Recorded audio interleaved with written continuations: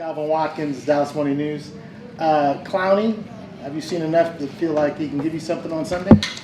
You know, we're going to keep watching today. I mean, Wednesday was kind of a walk and talk type deal, so good practice yesterday. See how today goes, and we'll have some meetings this afternoon to kind of finalize some things. So we'll see how today goes. They seem to indicate on the radio that might be a possibility that he might play. I think anything's a possibility for sure. Again, he's working his butt off to learn the system. He hasn't played football in a while, but again, I love the intensity and the look on his eyes. One more, if I may. Sure, he's late, so you take as many as you want. You may. Appreciate you. Thank you, sir. Have three. We do love our legends. We do love our legends. Late is late. Late is late. The standard is the standard. The standard is the standard. Last week, earlier this week, you talked about practice. Last week wasn't to your standard. How has practice been the last 2 days for you? Yesterday was good. I thought, again, the day off on Wednesday of, at least I say day off, the day of not running and going full speed was good. I thought yesterday's tempo was really good. It was hot, which was good. I like hot. I think it's good for us with the conditioning. But I thought the work was really, really good. We faded a little bit, and then it was cool to see the captains and some of the leaders kind of get it picked up and get it back on track. Clarence Hill, DLS Cowboys. He's talking about the communication, comfort in communication, especially on the back end on defense. And is it down? You know, will those problems from last week be fixed on Sunday? It was fixed yesterday.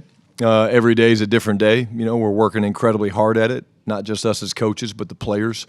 You know, good meetings yesterday with the coaches in the corners and just, you know, getting everybody speaking the same language and using the hand signals and all that stuff. But anything we emphasize, you know, Clarence, these guys have answered the bell. Now, I will say this, Chicago and Ben, they're going to create problems because they do a good job with their formations and movements and things like that. So it's something that has to be consistent. And I will say this, I mean, hey, against Philadelphia, we covered really well. You know, I mean, AJ had one catch, Devontae had one or two catches, whatever, and, you know, this past game wasn't to the standard, so you correct it, you point it out in the meetings, which we did, and then you work your butts off to get it right in practice. Is there anything to the notion that you're asking guys to do things that don't fit their skills? I mean, Diggs has been more of a man corner than a zone corner.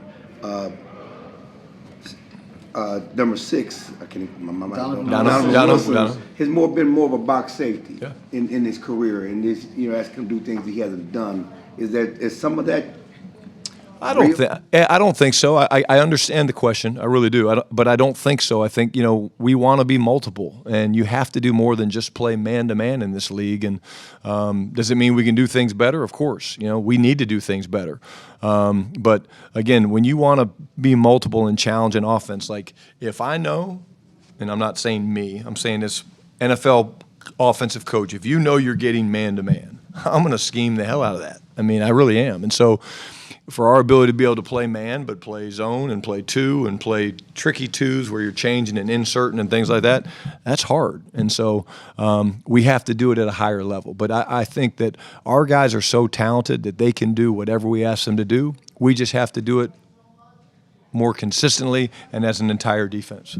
Change it up more because at least the AI numbers, or whatever you want to call it, say you've been playing zone 98% the time, you know, in both games. You know, like at a high level, you have mixed up with man. There's different zones. So again, like AI, you know, I mean, I don't know those numbers. I don't really understand AI. I'm learning more about it.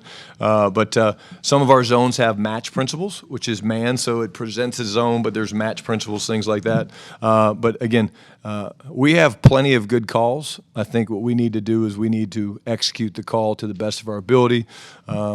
And then when we have situations like 3rd down and 24, not give up big plays because we're not on the same page. I mean, more analytics than AI. No, so. yeah, analytics, yeah. Okay, I understand that a little bit more. Yeah, I do. Really? He's going to leave now and go out there, hang out. Number 4, I can't think of his name. Oh, wow. Dakota, his name's Dakota, by the way, yeah. You're old, too. Yeah. Third game, Todd Archer, the ESPN. Third game. Thank you. Third different start time. How does that impact you at all in how you get a team ready, and what do you have to think about leading into games? You don't think too much about it. It changes your nightly schedule. You know, when we play primetime games, we don't have night meetings. still have curfew and things like that. When you play noon and 3:25, you have night meetings. But in terms of the kickoff time, we try to usually get to the stadium about 2.5 hours, before kickoff. There's a first bus, second bus when you're on the road. Some guys like to get there early. I'm not an early guy. I don't like to get there early. I'd rather sit in my house or sit in the hotel room and review and chill and relax as opposed to sitting in the locker room. When I get to the locker room, I want to kind of get dressed and go. But we're going to play all types of different days and times, and the world loves the Cowboys, and that's a good thing. And because of that, we play a lot of different times. But you really don't think too much into it in terms of what time the game starts. You told us you'd go through the game and call it out. Are you actually calling it out, like out loud? You're going through different situations. So I'll take you guys through it. There's no big secrets here. So Tyler Boyles, my chief of staff, he'll pull a NFL Jesus stats from one of the games of the opponent we're playing, and he'll basically insert us into it. So let's say I'll use the Bears against Minnesota. Let's say, okay, he'll read this to me. He'll say, hey, okay, Bears win. I don't know if this happened, so don't take my word for it. But Bears win the toss. They defer. Okay, so boom, ball's kicked. Okay, insert Kevontae Turpin. Kevontae Turpin returns it 35 to the 35-yard line. You got 1st and 10. Okay, boom, and I'll call a play. Okay, whatever happens, happens. He'll say Javonte Williams runs for 4. Okay, it's 2nd and 6. I'll call a play.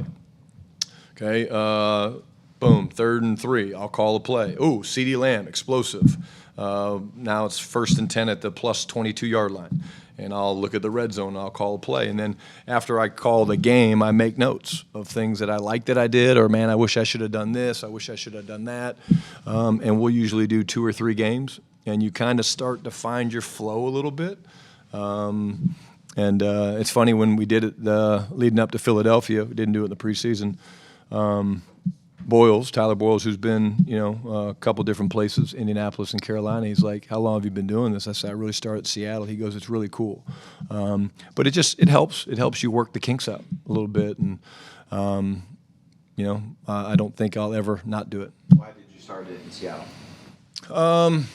I just think, going in, it was after the COVID year. It was COVID year, actually, 2020. And I just felt like, having all the plays, and you think about it, right? On Monday, Tuesday, we put in 1st, 2nd down. We installed to the players on Wednesday. Well, when Sunday, when you're playing at prime time, we played a lot of prime time games in Seattle as well because we were good. It's a long time from Sunday at 8:15 or whatever till Wednesday. And so for me to go back and have to call the 1st and 2nd down part of it, then lead to the 3rd down part of it, and all the situations that come into play. Like, you'll be shocked, some of the game management situations, like the game management situation that happened at Philly before the end of the first half, where we had to get up there and get a little bit closer to kick the field goal. That happened in one of the games that we did, and I literally remember the call.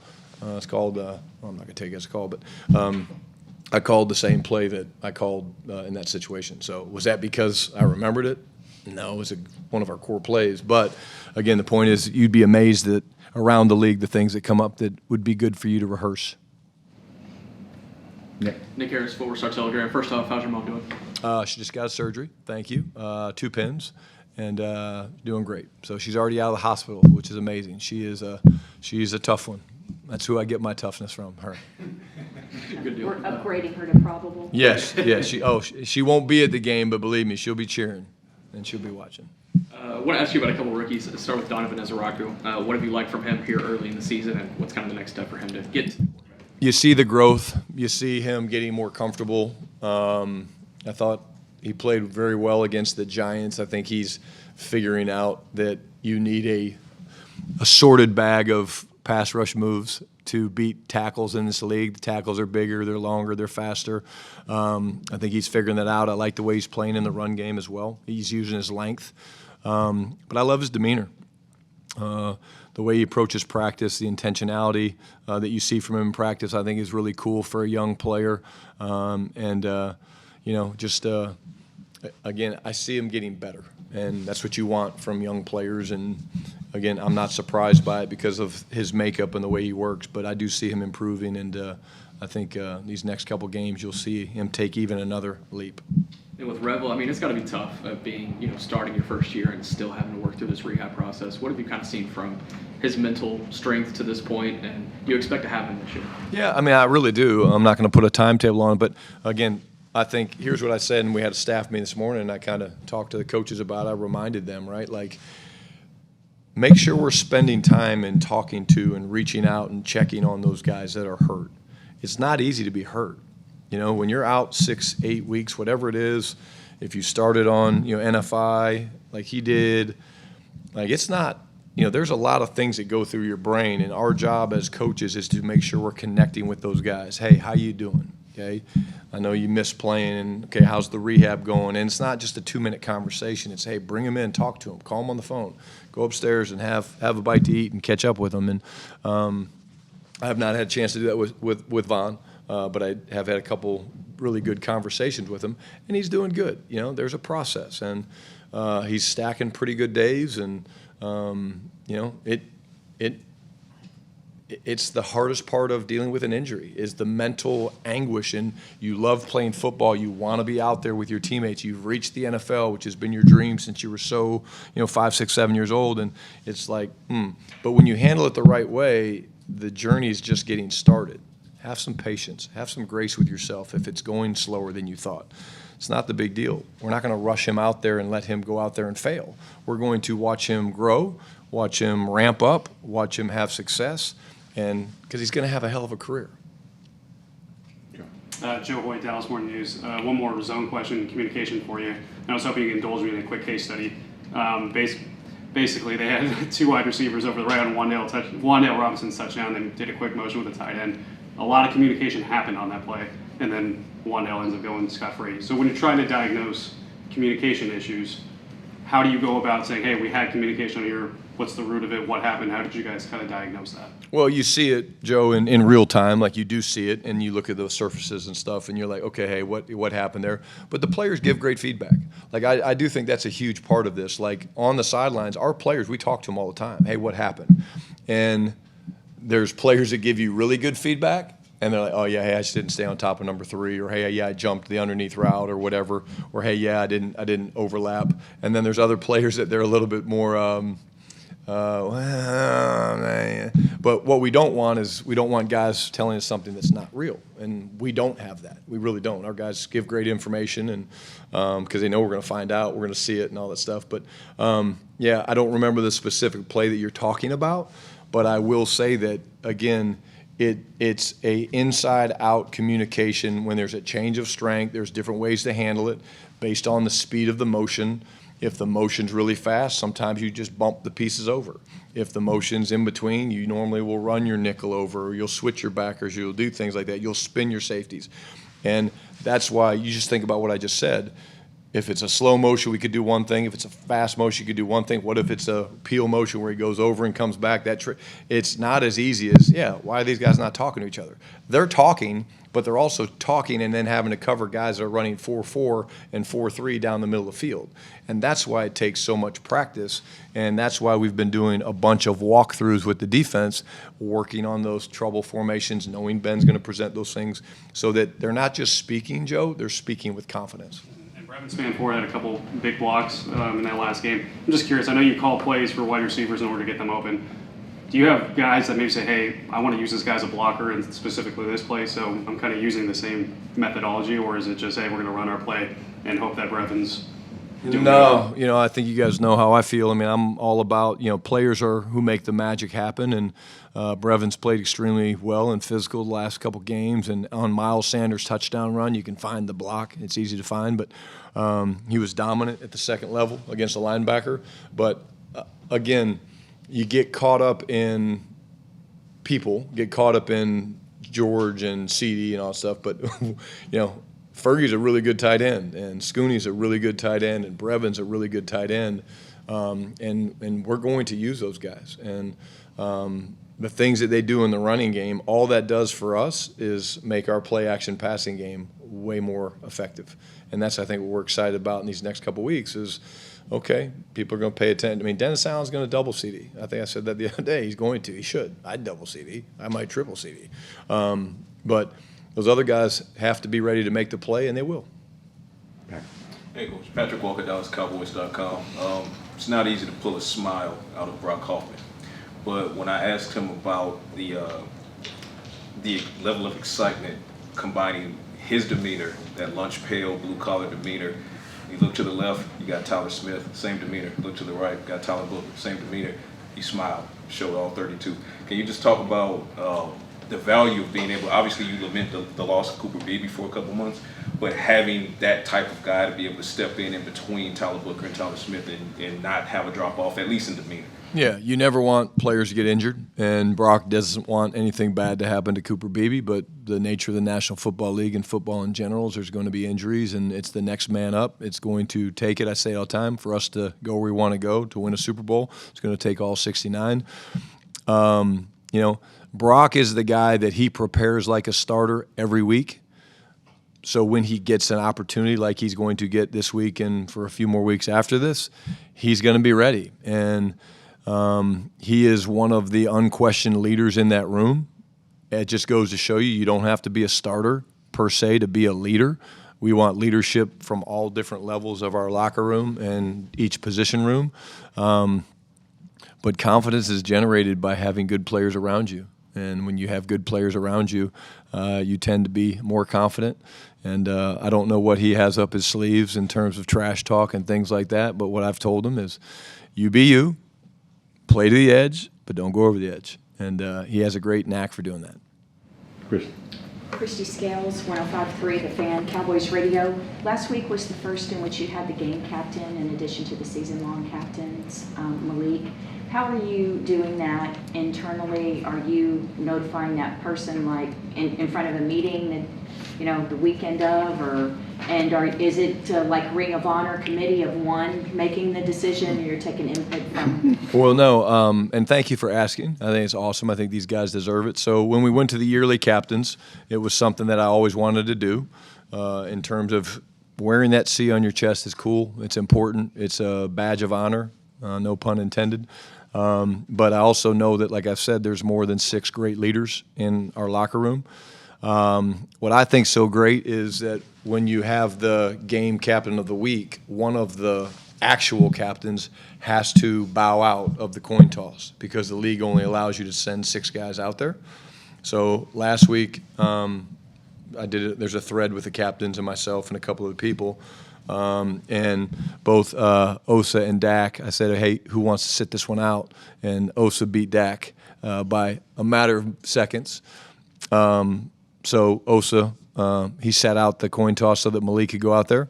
And then the staff has a huge part of selecting it. So they nominate each side of the ball, offense, defense, special teams. They nominate someone that is exemplifying the things that we want, playing well, having leadership, playing with toughness, playing with grit. And I kind of talk to him about it, and I make a decision. And this week's captain is a guy that really, really proud of. He's playing great football right now. Will be Javonte Williams.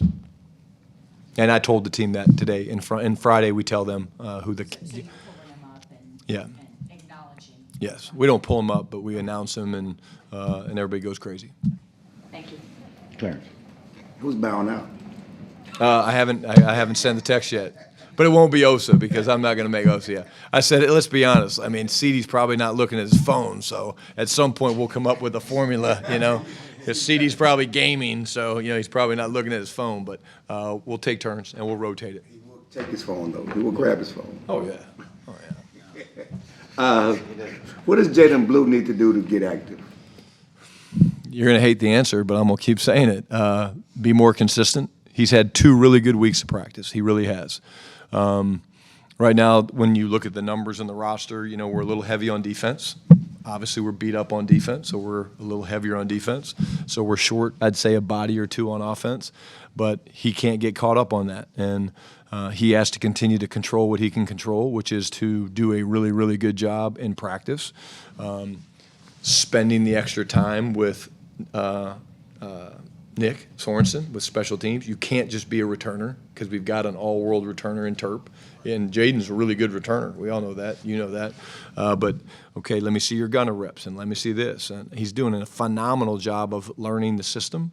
But the biggest thing is just the consistency, and we see trends from him. We see trends from Mozzie, and like I said, when we sit down this afternoon after we go through today's practice, and we'll make some of those decisions. And the last thing that I say, and I say this to all the guys that become inactive, is these things change fast. I remember 2 years ago we were in Washington, and it was to win the division, and all of a sudden, I think it was Brock who was going to be down, and Zach Martin showed up at the stadium, man, and just was throwing up and sick.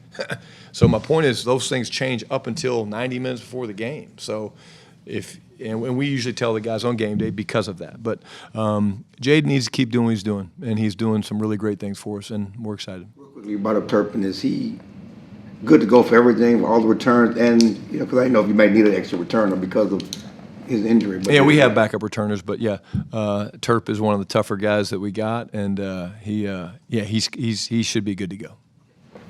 All righty. All right, thanks.